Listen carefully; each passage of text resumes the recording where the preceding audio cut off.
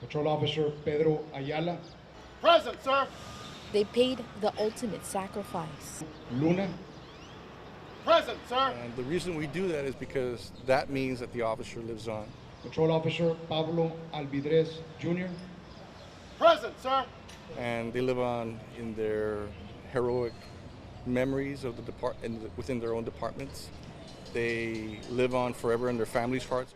Jarvis Plaza was the place where officers and agents remembered those officers that have died throughout the years while protecting and serving the community.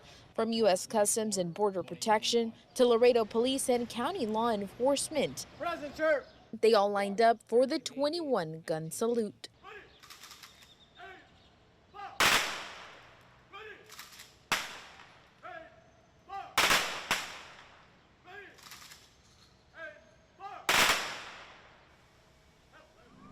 They live forever through these ceremonies. Their families, their descendants, their grandchildren, their great-grandchildren, they come to these events to honor the memory of their loved ones who are no longer with us because they died being police officers. The ceremony was a part of the National Police Week that is observed every single year. Mayor for the city of Laredo, Dr. Victor Trevino, saying brave men and women risk their lives every day to ensure safety. These are the people that give their lives and protect our city to be one of the safest cities in the United States. But furthermore, I think we need to follow the rule of law, and by having these examples of these fine police officers and all the law enforcement agencies here, we can portray that. And these fallen heroes' memories will continue to live every day and will not be forgotten. For KGNS News, I'm Lisely Garza. With a laser to identify the substance.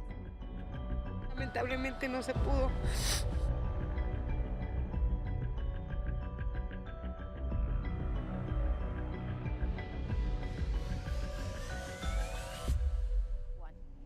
Half of the riverfront is patrolled by the Webb County Constable's Office of Precinct 1. In our exclusive ride-along, we get to see how they work with Border Patrol agents to catch a group of people coming into the country and how they can identify those driving on the streets have a criminal background. 6292 units in Ana. Eyes locked, scanner on, and one hand on the radio. He's on standby, ready to help those serving as the front line on the U.S.-Mexico border. And we're trying to help, in this case, Border Patrol deter any illegal immigrants, any illegal activities coming into the United States. Webb County Constable's Office of Precinct 1 has been working extra hours for 2 weeks out of the month. Lieutenant Jonathan Gonzalez has been one of those deputies working through Operation Stone Garden. That's going to be a negative. Gonzalez patrols the west side of Laredo along the Rio Grande River. This area is filled with brush and businesses on one side and the other neighborhood. You're going to hear Ana and the street. So Ana and Madison. Hey, we have traffic on Ana and Lafayette. He says these streets are being used as getaway roads to get on I-35 and head north into the country. Once the sun goes down, that's when you see more activity. Law enforcement agencies see a group of 12 people on the Mexican side attempting to cross. Gonzalez spots a person that could be involved in helping the smuggler. You see how he's hiding the phone? 644. 2 units in Ana by Carlton and Riverside. They can stop an ID, possible scout. Raising a red flag, letting them know there could be people crossing. If you want to make it by the ready mix, I have a couple of BP units going inside. Gonzalez knows his agency will have to step in and help. I'm letting Border Patrol work their end, and what am I doing? I'm looking for possible pickup vehicles. Gonzalez and the other deputies are on high alert, working closely with Border Patrol agents. Bodies are running upriver, the ready mix on the inside. They're inside. As we arrived, agents were already searching for people who had crossed the river. Gonzalez gets out of the vehicle and wastes no time looking in potential hiding places. Law enforcement continues to look in the area. Meanwhile, other agents have found some people. We went towards the area where the people had been caught by Border Patrol. As we arrived next to the river, a family was caught. A 12-year-old boy, his mom, and his dad, they were all wet from crossing the river. The family was taken by Border Patrol in a van and to a processing center. Even though we weren't allowed to talk to them, Gonzalez says the family was coming from Guatemala. The federal agency took over and we continued our ride along. This time, Gonzalez was called out to assist another deputy in the area who had stopped a vehicle. They start checking the alleged suspect in question while another deputy searches for contraband items. The driver was arrested for a pending warrant. After patrolling for a little bit longer, Gonzalez gets back to the station and calls it a night and gets ready to do it all over again tomorrow. At the time, it's unknown by deputies or agents if the remaining 9 people crossed into the country. The last thing we know is they were seen in Mexico.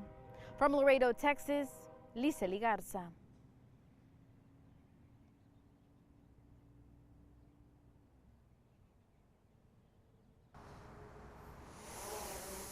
Up in the air, you will see them from time to time around the streets of Laredo.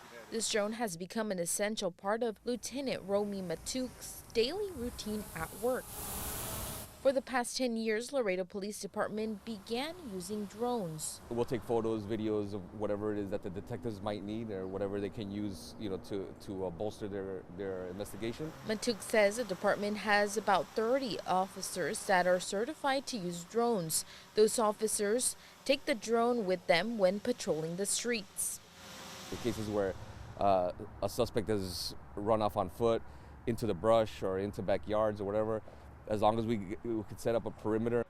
Matuc shows us step by step on how to operate the drone. So this camera and you train with it, you could kind of pick up, what heat signatures are. These drones can also be used for locating people during car accidents and to reroute traffic. The Laredo Police Department says that drones like the one right behind me are different than the ones that they use. This drone right here is used for recreational use and even business. But the ones that the police department uses are enterprise drones, which means that law enforcement and even the fire department can use them to their advantage. With the mapping skills and thermal camera, this technology is able to cut time when responding to an emergency. If we get it out there, on a timely basis, we can map out that same scene that might take 2-3 hours. We can knock it down to maybe about 30 minutes, maybe on the high end, maybe 45 minutes, depending on how large the scene is. Matuc says one of their goals is to station drones in different parts of Laredo as a tool to determine how many officers to send to a scene before arriving to it. All in all, an additional tool that serves as an eye on the sky to protect and serve the ever-growing community. For KGNS News, I'm Lisely Garza.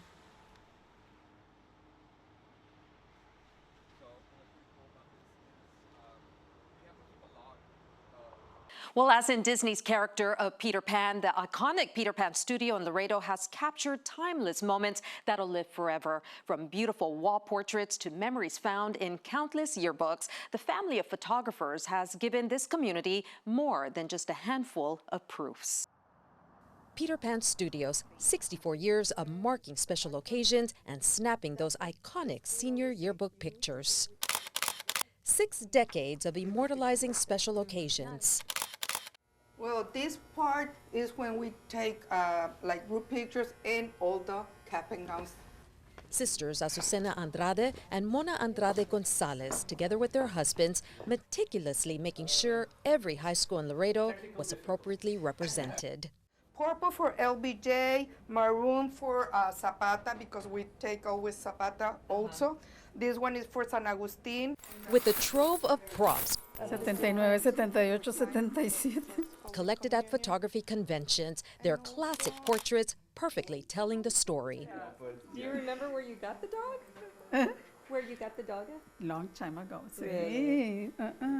All to capture that unique image clients came to expect from Peter Pan Studios. That one, everybody thinks that is a Holy Communion. It was a baptism. But he was crying. And he thinks like he's praying. So take the picture.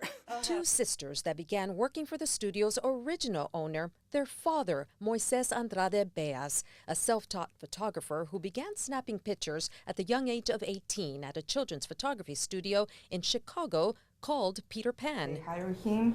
He worked there like for 2-3 years. And when he come back, he asked the owner, if once in the future, I put my own business, can I use the name Peter Pan? And he said yes. So he started Peter Pan. Upon his passing, the sisters taking up his mission. 1, 2, 3. Good. Eso sí soy yo. And this is me. Wow, behind the camera. Yes, we always work together. Through the years, becoming ever so detailed. Straight, para atrás. Okay, and turn your face that way. That's it. Ahora, lower your shoulder a little bit. This, andele. That's better. Yeah. Creating the magic behind a Peter Pan portrait.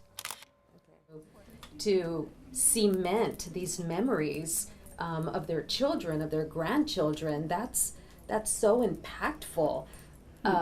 Has it hit you what you've meant to this community? Sí, porque como mi papá siempre dijo, hija, hagan las cosas bien porque estas fotos va a ser la memoria para todo el resto de la vida de los clientes. Through the years, Azucena, Mona, and their husbands estimate they've taken millions of pictures of Laredoans. They've gone from developing film in a lab and hand-painting edits to learning how to shoot and edit using digital cameras and software. They say it's been a labor of love they'll cherish for the rest of their lives. And for this special report on the closing of a Laredo icon, I'm Mindy Caso.